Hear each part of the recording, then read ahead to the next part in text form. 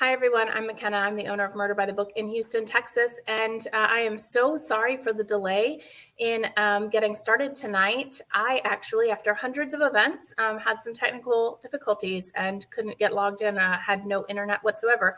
But we got it back up and running. And I'm really looking forward to this event with Samantha Jayne Allen talking about her brand new book out today, Patriot Road. And we're also going to be joined by Amy Gentry, who's going to be doing the interview. So before I bring them on, I do want to mention that, as always, I'll drop a link in the comments for more information about the books and the authors. And if you want to order books from us, we have signed copies of Patriot Road that were delivered today. So just in time for release day. For those of you who are part of our Murder by the Box subscription plan, you might hold off on ordering, wink, wink, because best of the month is going to be shipping out to you this week. So again, signed copies available, and I'm going to bring on the authors. I'm a little bit frazzled tonight because of the technical issues, so bear with me. Okay, so first off, we have the star of the show, Samantha Jayne Allen. Hi, how are you? Hi, it's good to be here. Thank you so much for having me. Of course, it's an absolute pleasure, and I am so excited that we have a new mystery thriller set in Texas. So yay us, that doesn't happen all that often, so that's pretty exciting. Let me do your official bio, and then we'll bring on Amy. So Samantha Jayne Allen has an MFA in fiction from Texas State University. Her writing has been published in Ellery Queen's Mystery Magazine, The Common, and Electric Literature. Raised in small towns in Texas and California, she now lives with her husband in Atlanta. Patriot Road is her debut novel. And of course, as I said, I apologized already to say, I'm so sorry, your debut novel, first event, and we're just scattered. Anyway, we made it. We made it. Okay. No need to apologize. And I just want to say thank you so much for putting on all these virtual events. Listening to your store's events during the pandemic have been such a bright spot on otherwise dreary evenings for me. So thank you. Really That's cool lovely of you to say. Thank you. It's lovely for you to be for me to get to talk with you. We loved the book. We're super excited about it. And I always joke that my favorite person on events like this, though, are our guest moderators. Hi, Amy. How are you? Hi, Anna. I'm great. Thank you. You make my life easy by doing the interview. I'm going to do your bio as well, and then I'm going to leave you to it.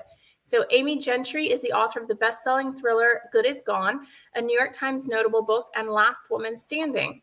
She's also a book reviewer, an essayist whose work has appeared in numerous outlets, including Salon, the Paris Review, the Los Angeles Review of Books, and the Austin Chronicle. She holds a PhD in English from the University of Chicago. So again, thank you both for being here. I'm going to duck out. I'm not going anywhere or touching any settings, and I will plan on being back in about 35 or 40 minutes whenever you're ready to call me on for questions. Otherwise, have fun. Thanks, McKenna. Thank you. Samantha. Hey. Congratulations. It is so good to see you, and it's so good to be at Murder by the Book. I totally agree. This Murder by the Book is one of my favorite stores. I'm from Houston, and so I feel special love for them, and they have been amazing during the pandemic. Their events are always pitch perfect. Yeah, they really have. It's really cool to do an event with them and with you. I'm so excited to actually talk to you in person. We've just emailed before, so it's really neat to see you. Yeah, me too. So I just want to start by saying this has been really one of my favorite debuts that I've read, and it's such a joy to be able to talk about it tonight, because I'm always on the lookout for thrillers, suspense, and mysteries set in Texas. And particularly that represent a point of view that's maybe a little bit less often explored. And I just, Patriot Road really lit me up in all kinds of ways. I have so much I want to talk about. But first, I will just say congratulations. It also won the Tony Hillerman Prize, right? Isn't that Yes, correct? thank you. Yeah, put that in your bio, but congrats on that too. It's a huge honor and well-deserved. So do you want to start out by just giving us kind of a little bit about what Patriot Road is about? And if you have any short passages you'd like to read, you could always kick off with one of those too. Oh, okay, sure. So Patriot Road is about a young woman named Annie who has just graduated from college, and she's didn't land a job, and she's back in her small town in Texas, waitressing, and she has a lot of ambitions, but she just doesn't have any sense of direction. And when her coworker at the cafe that she works at goes missing, she decides to investigate, and it leads her into a bunch of troubled relationships from her past. And she mostly she teams up with her grandfather, who is the former sheriff of the town and who now runs a private investigative firm. And so that's kind of kicks off the story. And yeah, I could read a little bit. Let me grab it. I like put it up to the top. I didn't like put it next to me. I'm like, I was marking passages from it. Well, thank you. I'm glad I decided to put on jeans. I was like, I could wear sweatpants and they would make better. Yeah, when you're gonna have to get up and go get this thing. Okay, so I'll just read like the first passage. At night, we rode up to the old railroad tracks on the west side of town, turned the headlights off, and waited for the dead to appear. My cousin Nikki and I had seen the phantom lights of the old passenger trains, maybe, just once when we were kids and sneaking out, but it was, and I believe this even at 12, likely a trick of the light, our eyes bleary and tired. And still, whenever we went cruising, this was the place we ended up, staring into the dark, wishing to be scared. Mm-hmm. Annie, why did we come out here? Nikki said, her blonde curls making a funny halo around her wide, sharp-boned face. Something besides doing donuts in the Walmart parking lot? I squinted my eyes, but the only speck of light was from a cell tower past the interstate, miles ahead and outside of town. You see anything? I ran my fingers lightly up her arm like a spider, and she swatted me. God, we're so lame, she said, and tugged on the tight-fitting halter top she decided to wear. Without checking the mirror, I knew I'd already smudged my new liquid eyeliner. We're so lame, this was your idea, I said, and turned the ignition. We're all dressed, might as well get a drink somewhere. Where? Mixers. Headlights on, a cloud of dust swirled in the beams. A tremor of fear. Was something circling our car in the dark? But branches swayed in the trees, and I realized it was just the wind picking up. We bounced in our seats as we drove over the rickety tracks. And just you and me sit on the bar stools with all the sad folks. Come on, you know you can't go in there before midnight. Besides, I'm starving. Let's go to the cafe for a bit. That'll give my sources time. It's Thursday, practically the weekend, Nikki said, and checked her phone again, sent a few texts, and I drove down the empty farm to Market Road, elbow out the open window. The night air was just cool enough to tickle my skin. The wind was all it was, just coming a storm. I like mixers. They have a band, I said. I knew it was lame, but old dives like those had no pretenses of being anything but dives. I was burned on college bars and frat boys. Sure, the band is usually the Donaldson kid, who may or may not be out on parole. Hey, you sure you don't want to eat at the cafe? There's usually snacks at the bar. It's 9, everywhere else is closed. And no, I don't want to eat stale popcorn everyone's dug their dirty paws in. Fair enough, I said, and turned right towards town. Hey, thank you. I love that first line about waiting for the dead. Really sets the tone for the whole novel. And one of the things I really love that I think you get a sense of from that passage is this sense of kind of juxtaposition of this sort of melancholy, haunted sense of place with this like loving kind of camaraderie too, between Annie and Nikki, her cousin. But, you know, there's like all of this sense, there's a sense of home that really pervades this novel. So I guess I want to start by just asking about the setting. It's Garnet, Texas, which I am assuming is a fictionalization. Maybe you can confirm my guess as to what it is, but you tell me what Garnet is based on. Sure. Yeah, it's it's completely made up, but I don't know. It's kind of like San Marcos, if or maybe like Lockhart or somewhere in Central Texas, if it were different. You know, I didn't want to be bound to, you know, too many specific details. And so I can have creative license. But it's, somewhere in Central Texas, vague location, but Yeah. but that actually freed me up to be more specific, I think, and feel more confident writing the place. Just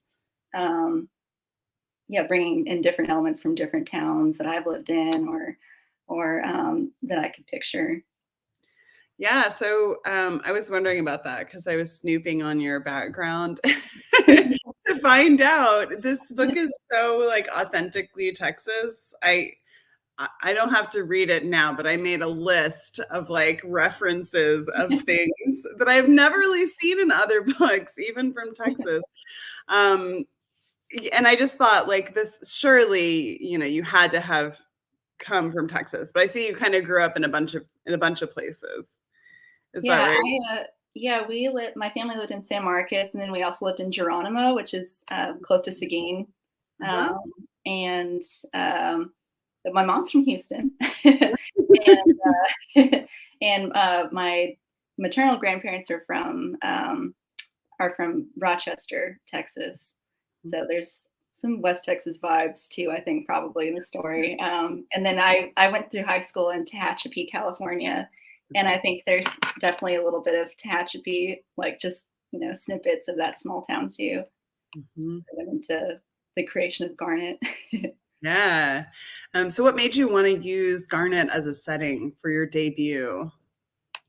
It really just kind of, it came to me like just when I was writing, I just had a really like strong sense of this town and this place, like just her relationship to it, being a love-hate relationship. She, is nostalgic for it, even when she's still there, I think. And that just, I couldn't get it out of my head when I sat down to write it. So that was it. Yeah, it's so great. It was that aspect of it is so appealing to me. And I think it's what makes the book feel so much bigger than even like its story. You've got Annie, she goes to a college. It's not just she goes to college, she goes to like a fancy college, right? She was out of state, which is like a big deal. And she's the one who's going to get out. And one thing I love about it is that it's not that some horrible thing befalls her, and she has to come back. She doesn't run out of money. She just does what like so many people do when they're a fish out of water. She just kind of drifts back to where, she's from. And she's, when we meet her at the beginning of the book, she's in this like state of kind of limbo. And you can tell, I think, every passage where you describe the setting, which is, nearly every page, you can just feel her love for it and her like anxiety about it and that haunted feeling of like what nostalgia for something that you already, that you're the moment that you're having right now and you're already nostalgic for it. It's just such a great, I love it. It gives the book such a unique flavor. Oh, thank you so much. I'm really glad to hear that. Thank you. I wanted that that ambivalence that she feels to be really strong, and that be really kind of her, even as she's going on, and the investigation drives the plot forward. But that's really her journey throughout the book is coming to terms with that push and pull of this place. Yeah, I had this line jotted down because I loved it so much. She's talking about, she's in like the bar with Nikki, I think. And she says, times like these in some dimly lit bar, I hated how the same songs played. Everyone was familiar, yet not a friend. And I love that line. Everyone was familiar, but not a friend. It's like so evocative of her kind of feelings about the place. And it's such a familiar feeling. It's like, but yet I would never have thought to put it into those words. And I think when you're from Texas, I mean, forgive me if I'm just projecting here. When you're from Texas, you do have a complicated relationship to the sense of place, you know? Mhm. And, you know, if you've ever like longed to get out of Texas and then finally did, and then spent the whole time kind of sad that you weren't there. Yeah, you should definitely read Yeah, this. I think Texas especially definitely gives you that feeling. I mean, there's such a sense of pride and but it's also so large in everybody's cultural imagination that it feels like this kind of big, way you love it and you hate it. I mean, it really is or anything you love, I guess you can be a little critical of, and still just defend it. I think that's Annie's. It's got a legendary feeling to it. Mhm. And you're like, I don't know about you, but whenever I meet people from like other states, I'm always like, do they have this weird fraught relationship with like, you know, being from their state? Or is that just a Texas thing? I don't know. But Yeah. My husband moved with me to San Marcos to go to grad school at Texas State, and he was always kind of taken aback by like, there's the state flag is everywhere, or like there's tortilla chips in the state of in the shape of Texas. Like I don't know, but it's I don't know, it's wonderful. I love it. it just Um, gives such a specificity to mhm. what you're doing. And it's like, because it's setting this Garnet, this smaller town, it has also that kind of, there's a lot of poverty and there's a lot of just, like the Walmart is kind of the only thing they've got going and all that sort of thing. But there's not this kind of crushing feeling of despair. At least I did not that wasn't the main thing I got from it. Yeah. What do you think about that? I mean, she's come back, she feels like she doesn't belong, but it's not like, yeah. How do you feel about Garnet? Yeah, I think that I didn't want it to come off as that it was just desperate straits that she was there, because her family's there and she loves him so much, and also too, I think like when I was writing this, I felt so compelled to write about Texas and everything is because I think I write in a large part because I want to experience the things that I miss Mm, personally. And so having that distance from the towns that I grew up in really made me want to just go back there in my fictional imagination. And so probably some of that that pleasure of being there probably comes across for her too. And also, I mean, my plans for Annie are for her to stay there. So, I she can't hate it too much, right? I was going to ask about, I mean, I could save it for later, but I want to ask about the series that is planned with Annie. I'm assuming she is going to be the detective in the series. Yes, It's very exciting. she has more adventures to come. So let's talk about Leroy, because he's the other one of the other like central fascinating characters in the book. I loved him so much. Yeah, he's her grandfather, and he's like a retired police, and he has been running this detective agency for how long? I guess it's been about 20 years that he has been, retired from being sheriff, but he is, now an investigator, and he's supposed to be kind of retired from that too, but he's not. He Right. can't help it. Yeah, I love him so much. And this was part of what made me, when the first time I was reading it, I was getting like these Veronica Mars vibes off of this book, partly because of this connection to like in Veronica Mars, it's her father who's was the sheriff and has the detective agency. But because Leroy is this bigger than life, like Texas figure, and he's so tied to like the land, the family land, which they call the place. I thought that was great. That's so good.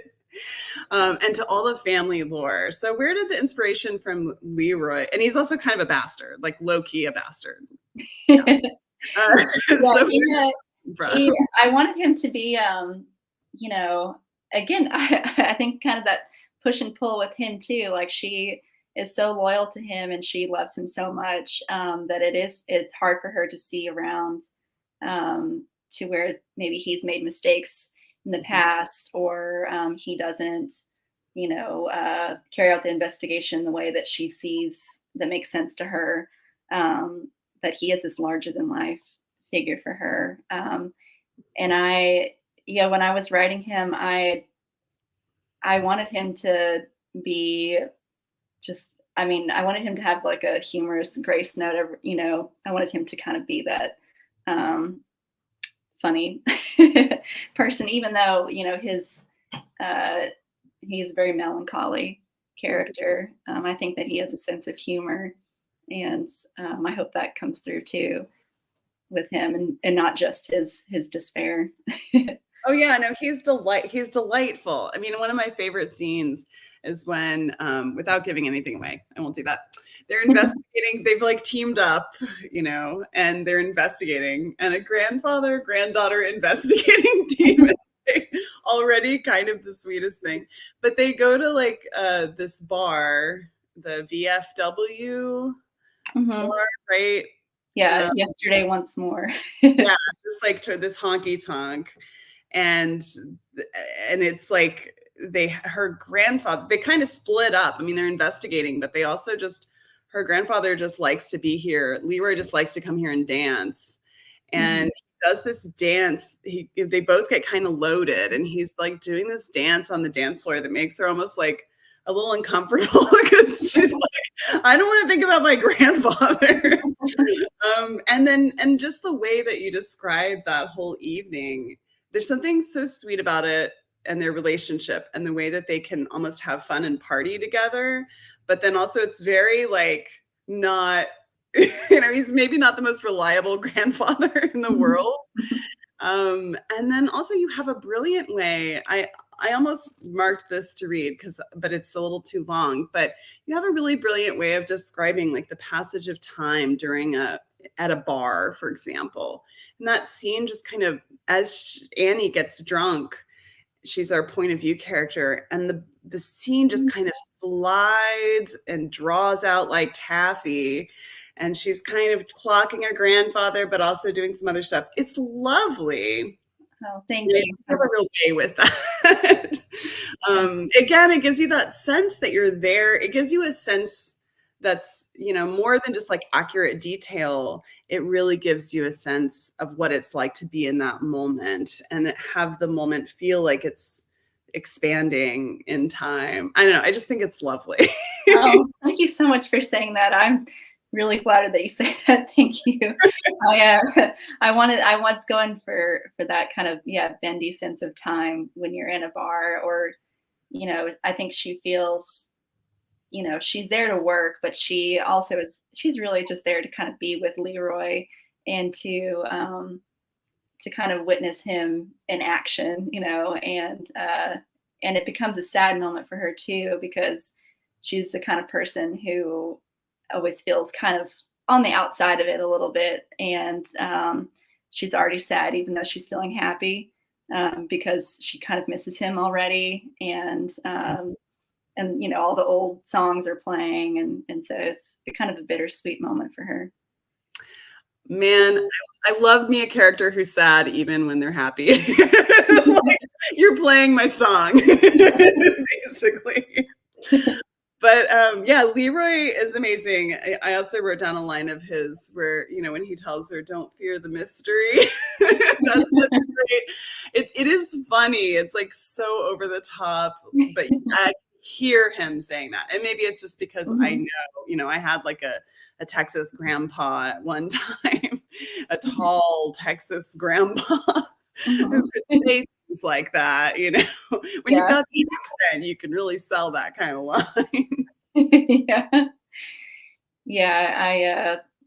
I think that his sayings are both, I think he takes them seriously, but he also like uses them as like a kind of a funny excuse to do whatever he wants. Yeah, he doesn't want to tell her. He's always holding stuff back. That's like part of his personality is he doesn't give anything away, whether it's love or, information. So he just uses those lines to kind of not say something else. But well, tell me a little bit about how you started writing crime fiction. And was it always what you wanted to write? Because I know you went to Texas State for an MFA, right? Mm-hmm. Yeah, I that goes with you too. I know you say you're an accidental crime writer after your PhD. I started a version of this kind of as my thesis at Texas State, and it was not a crime novel. And then when I left the program, I kind of put it aside for a while, and then came back to it, and I was like, it's just not working. Like the plot basically was the problem. It wasn't really going anywhere, and I still wanted to do this setting and these characters. And then I just kind of had this realization that I should just write the book that I want to read. And like, I love to read mysteries, and I love crime fiction, thrillers. And so I was like, I'm going to write a mystery novel. And I actually just started over. I was like, I'm just going to start from scratch, write a mystery, write the book that I want to sit down and read. And, but then that same, like, Annie's voice came back to me as I was writing it. And so it kind of is evolution, I guess, of that original story. Yeah, I love that. I love that. Writing the book you want to read, right, is it's so intuitive, but it takes you a while to come to it, I think. And I never did an MFA and never had that kind of environment.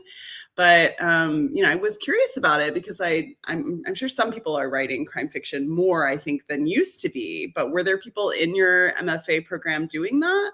No.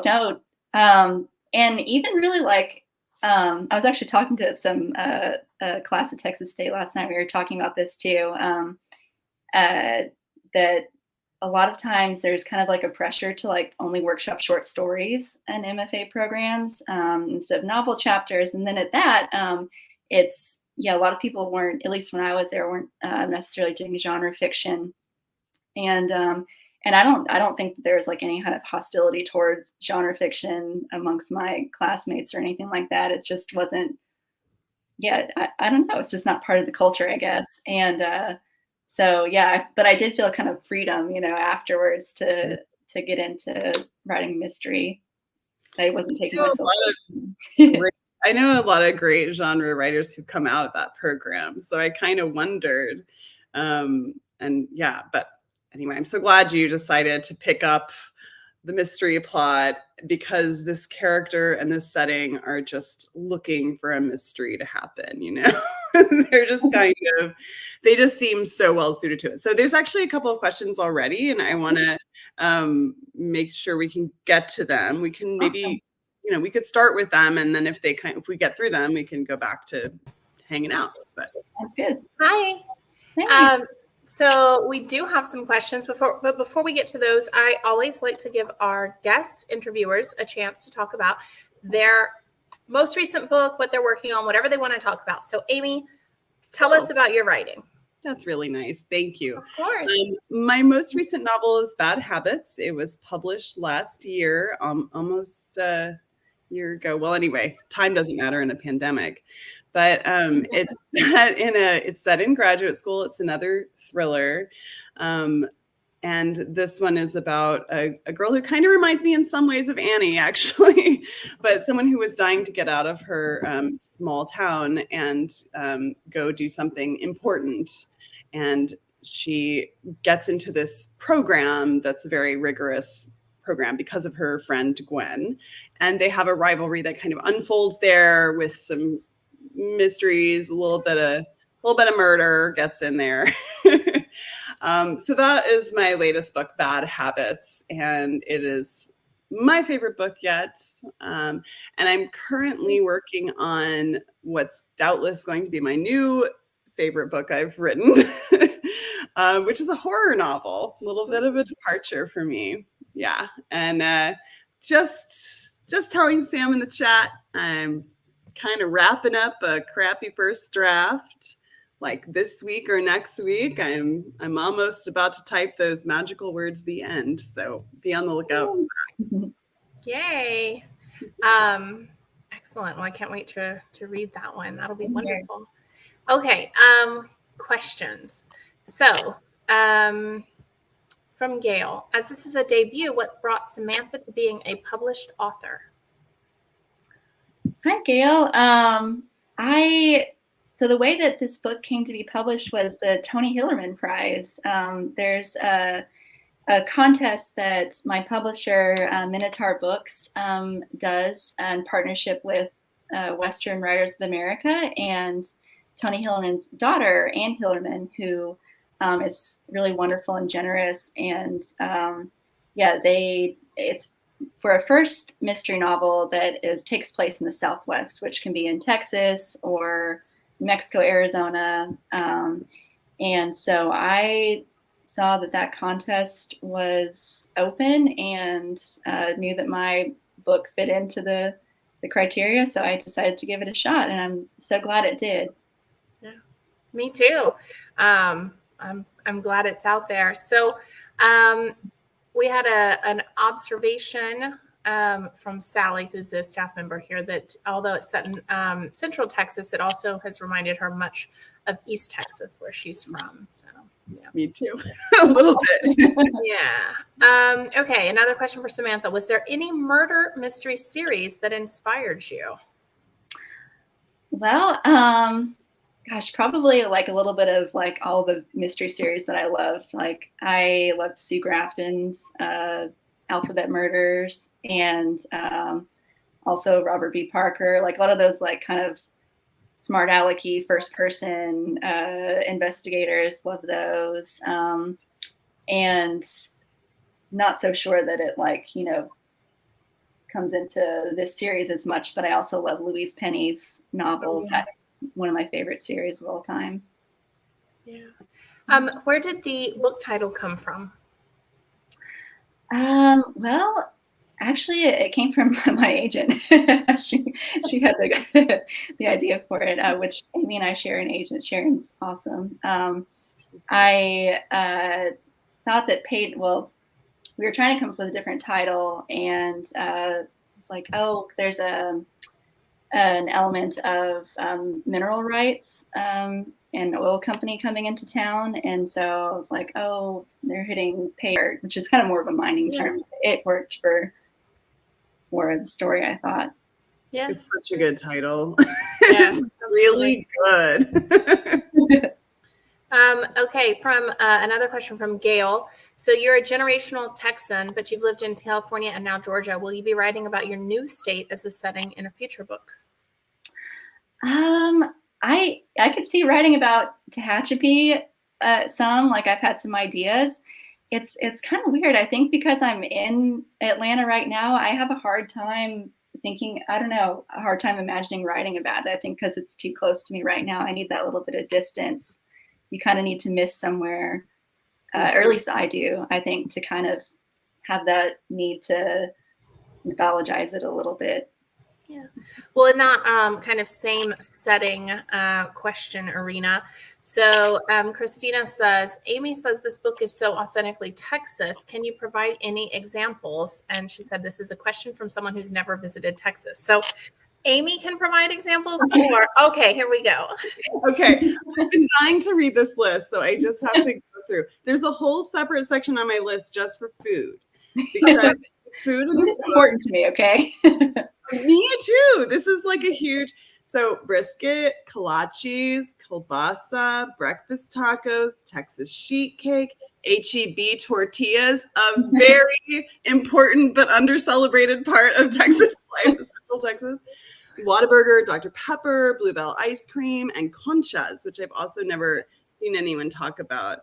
And I just like the cultural mix from that list is so, you never call attention to it, but it's like so perfectly observed. And every time I got to a new food, I would just like circle it and put stars.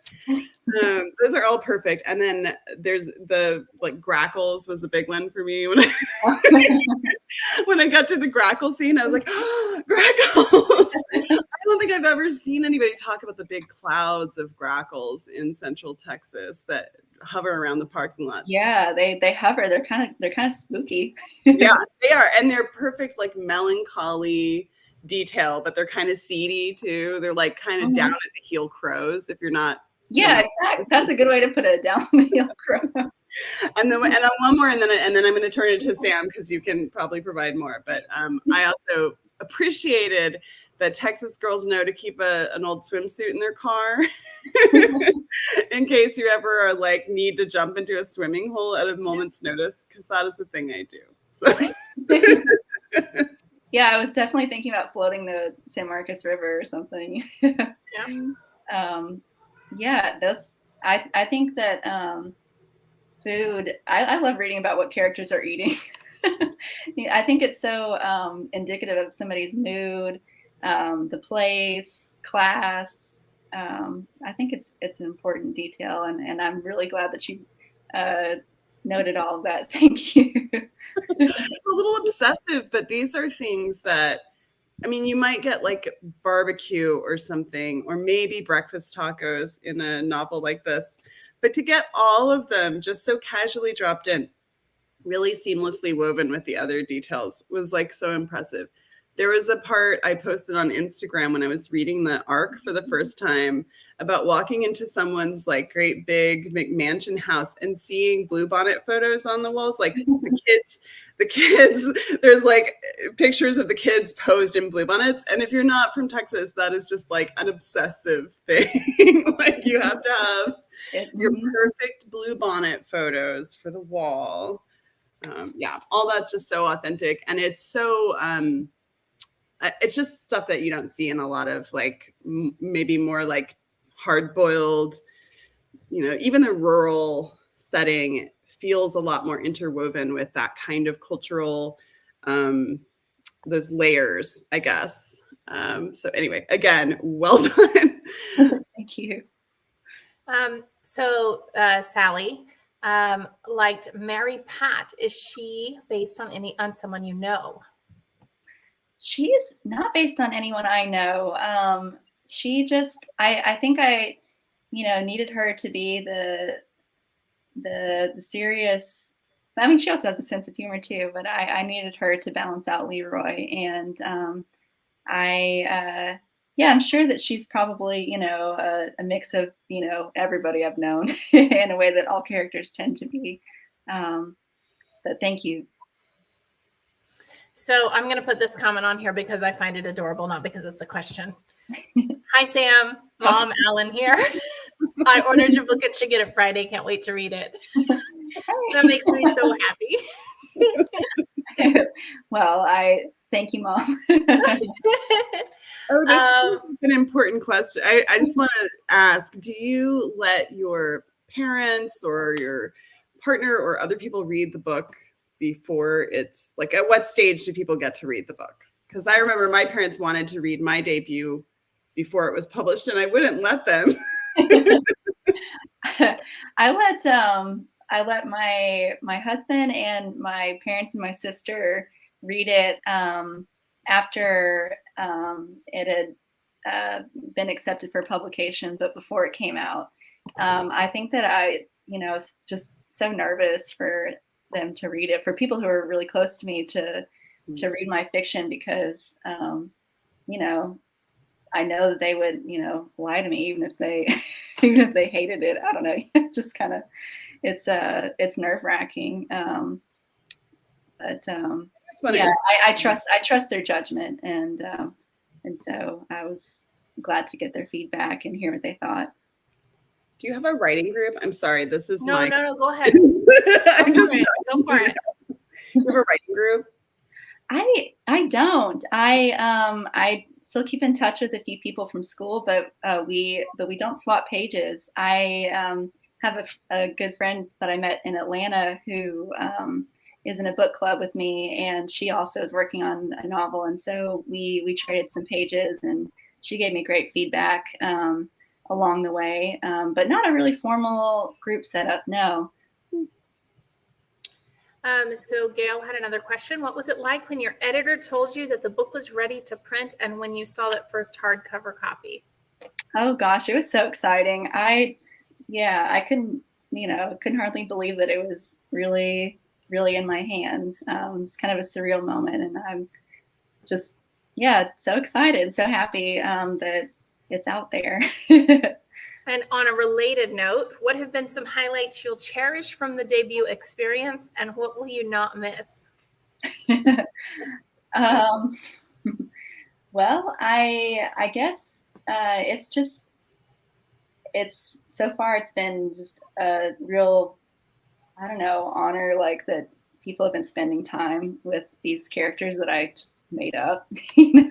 I am just so thankful that people, when there's so many things to read and so many things to watch, would take some time to get involved in this world. And so it's just a really satisfying feeling to share your story with other people, because writing is such a solitary, kind of lonely endeavor. And to bring it out into the world is really awesome. And as far as things I won't miss, I don't know, I guess it's nerve-wracking, feeling kind of exposed. It's not great, but the good outweighs the bad for sure. I'm kind of curious about what you read. You talked about Sue Grafton and a few others, but you have such a good ear for like the perfect one-liner. And what I really enjoyed about your prose, that I just wanted to compliment you, first of all, is just that it's very economical, like compared to some of the writers that I love, like Tana French, for example. And yet you have this really amazing way of just punctuating a paragraph or a chapter with like a gut punching line that just like takes the wind out of you. And so I'm really wondering, like the rhythm of it, or like, how do you get into that rhythm? And do those lines just come to you, or what's your secret? I'm going to write it down. Oh, thank you so much for saying that. Because honestly, Bad Habits came out after I'd read, or after I'd written this one. But your first two books I thought were such great voice-driven stories. I love reading first-person mystery novels, and I think mystery, like as a genre, really lends itself well to the first-person voice. Like Amy's novels. I love Megan Abbott is another writer that I really admire, that I think has a strong voice, first-person voice. Not mystery, but I love Larry McMurtry, and I think that his first person, like his really early novels, like Horsemen Pass By and Last Picture Show, those two were big inspirations for me. And I think his style is a little bit more economical too. Like his stuff is a little bit shorter, more simply said.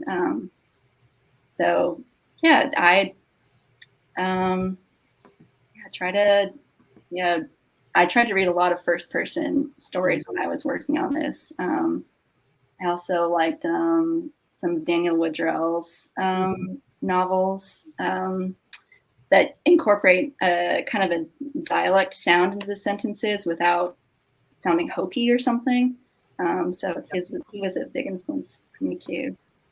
I that is something I was really impressed by, specifically because, when you have lines like, what is it, like, you say it comes a storm, like, is that like it comes a terrible storm, things like that are just dropped in that make the character feel like, I don't know, it's not showy, it's not like tripping you up on every sentence, but it just gives you this feeling that the character's feelings are sort of bigger than she can even express. And that's when those moments of dialect kind of come in.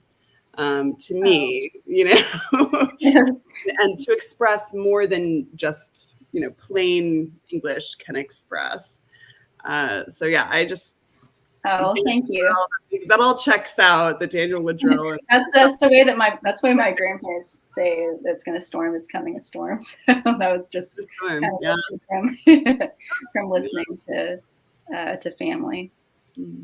We do have another question from the crowd. So, why did you choose to write in first person?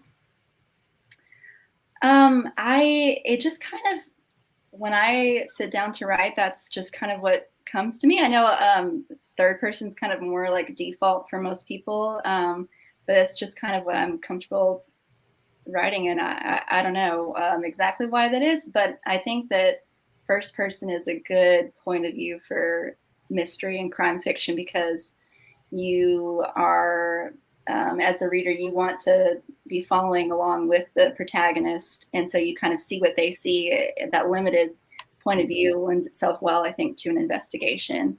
So I think that there are some pluses in writing in that point of view. Amy, did you have any more questions before we wrap up? I was going to ask if you used any like aids when developing your plot, because I know, again, in MFA programs, you're mostly workshopping short stories. And especially if you weren't in the genre, I'm just so curious as to how you had such a good feel for the beats of a mystery and how it unfolds. Or did it come naturally, and or were there, books or, a class or something you took? How did you learn to plot? Once I knew that I wanted to write a mystery, I just, the sense, like kind of the shape of a mystery really was kind of instinctual and like made sense to me because I've read so many of them and I enjoy them. So it was kind of just in the back of my mind. I like knew which beats were coming. But also the plot really took shape when I just was like, okay, put yourself in Annie's shoes. What would she do next? And that, in terms of like, she needs to solve the mystery, that just kind of is the plot of the book.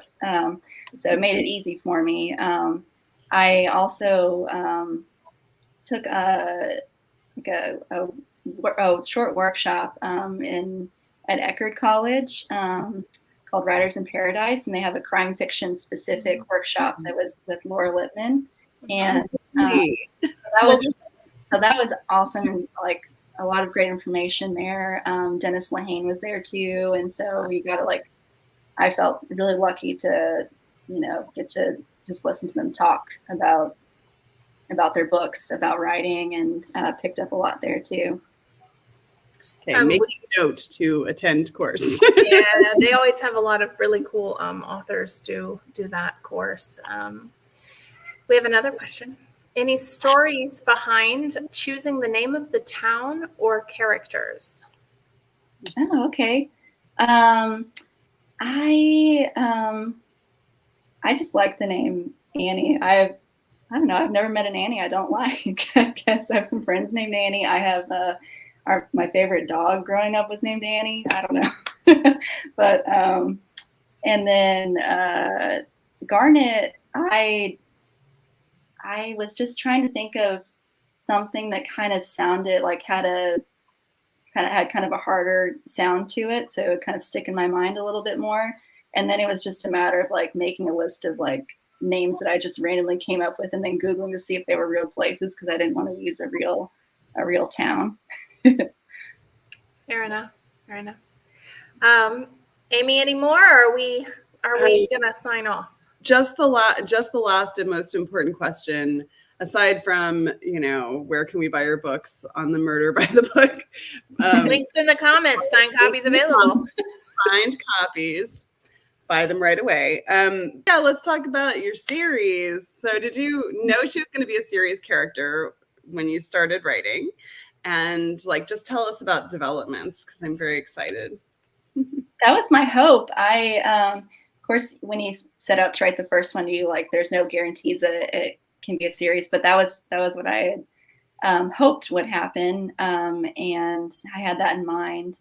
So I was really excited to get the chance to keep working in this world. And I'm almost done with the second book, and it's set in the backdrop. The backdrop is a flood comes to Garnet, a natural disaster, and Annie's looking for a missing person who, and in the course of looking for this person who's disappeared in the flood, she comes across someone who's been murdered. And so she's not sure if she's searching for a hero or a killer.